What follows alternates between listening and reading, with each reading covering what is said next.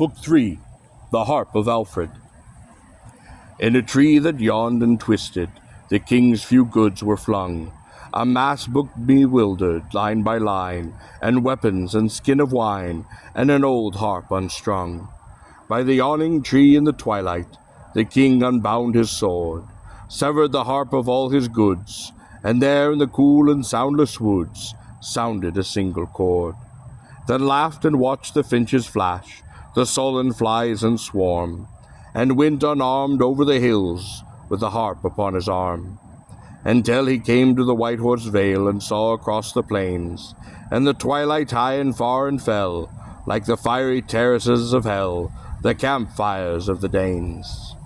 The fires of the great army that was made of men, iron men, whose lights of sacrilege and scorn ran around England red as morn, fires over Glastonbury thorn, fires out on Ely fen.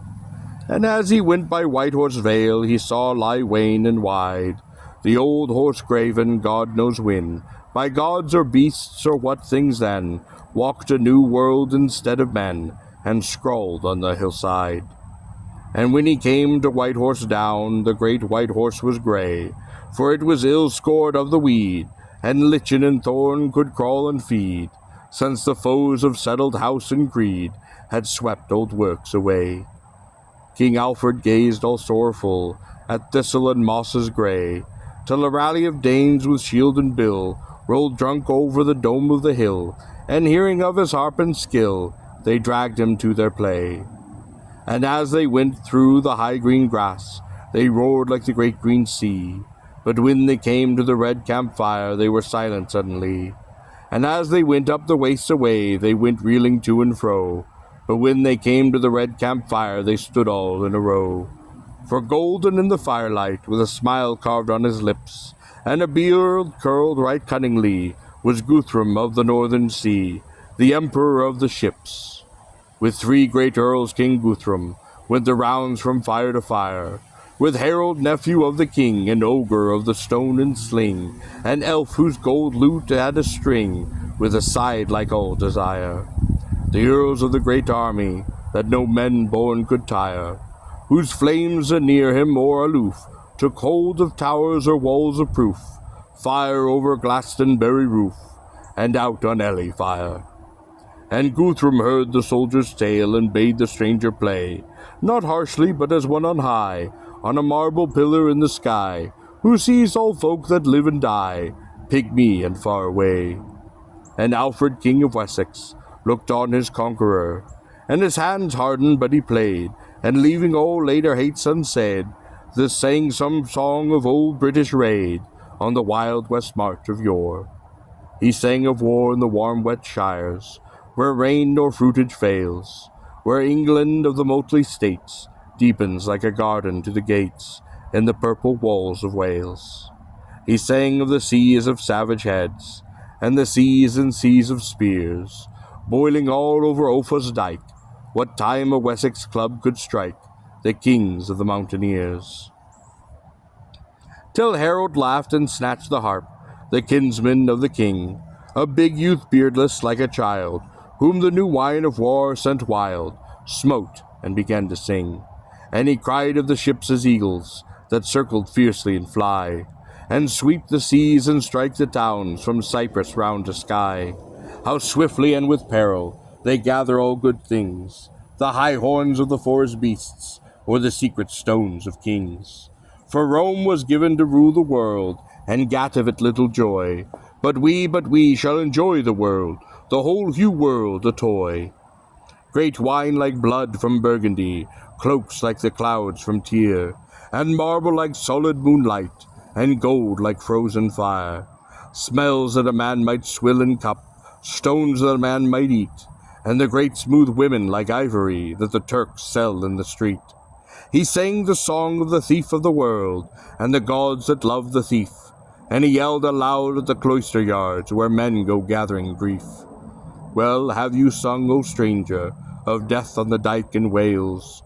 Your chief was a bracelet giver, but the red unbroken river of a race runs not forever, but suddenly it fails. Doubtless your sires were sword swingers when they waded fresh from foam, before they were turned to women by the god of the nails from Rome. But since you bent to the shaven men who neither lust nor smite, thunder of Thor, we hunt your hair on the mountain height. King Guthrum smiled a little, and said, It is enough. Nephew, let Elfrey tune the string. A boy must needs like bellowing, but the old ears of a careful king are glad of songs less rough. Blue-eyed was Elf the minstrel, with womanish hair and ring, yet heavy was his hand on sword, though light upon the string. And as he stirred the strings of the harp to notes but 4 or 5, the heart of each man moved in him like a babe buried alive. And they felt the land of the folk songs spread southward of the Dane, and they heard the good Rhine flowing in the heart of all Almain. They felt the land of the folk songs, where the gifts hang on the tree, where the girls gave ale at morning, and the tears come easily.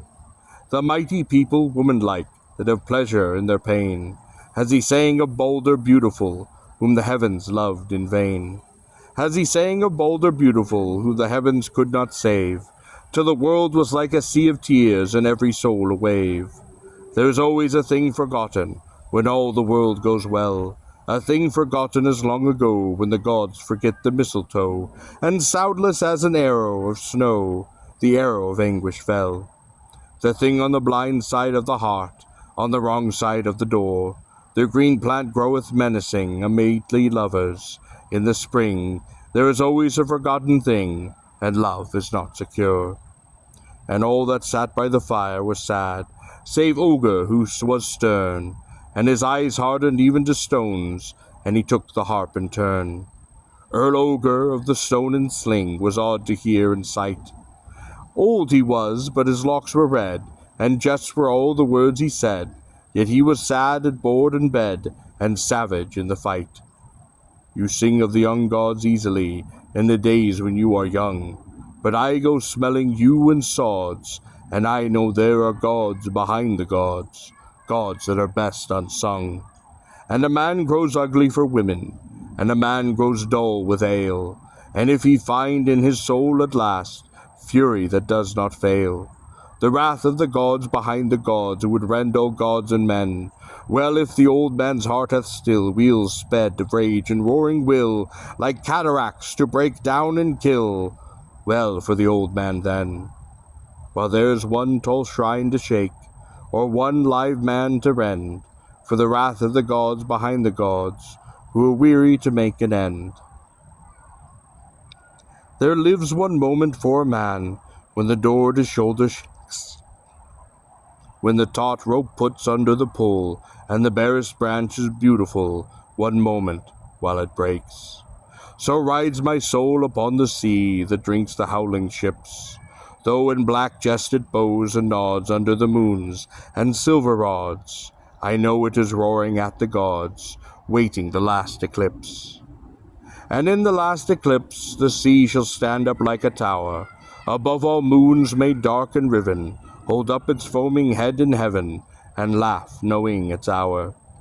And the high ones in the happy town, propped of the planets 7, shall know a new light in the mind, a noise about them and behind, shall hear an awful voice and find foam in the courts of heaven. And you that sit by the fire young, and true love waits for you, but the king and I grow old, and hate alone is true. And Guthrum shook his head but smiled, for he was a mighty clerk, and had read lines in the Latin books when all the north was dark. He said, I'm older than you, Ogre, not all things would I rend, for whether life be bad or good, it's best to abide the end. He took the great harp wearily, even Guthrum of the Danes, with wide eyes bright as the one long day on the long polar plains.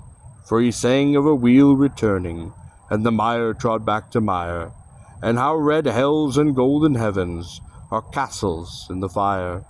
It's good to sit where the good tales go, to sit as our fathers sat, but the hour shall come after his youth, when a man shall know not tales but truth, and his heart fail thereat. When he shall read what is written, so plain in clouds and clods, when he shall hunger without hope, even for evil gods. For this is a heavy matter, and the truth is cold to tell. Do we not know, have we not heard, the soul is like a lost bird, the body a broken shell? And a man hopes, being ignorant, telling white woods apart. He finds at last the lost bird dead, and a man may still lift up his head, but never more his heart. There comes no noise but weeping out of the ancient sky, and a tear is in the tiniest flower, because the gods must die. The little brooks are very sweet, like a girl's ribbons curled, but the great sea is bitter that washes all the world. Strong are the Roman roses, or the free flowers of the hearth, but every flower, like a flower of the sea, smelleth with the salt of death. And the heart of the locked battle is the happiest place for men, when shrieking souls as shafts go by, and may have died and all may die. Through this word of mystery, death is most distant then.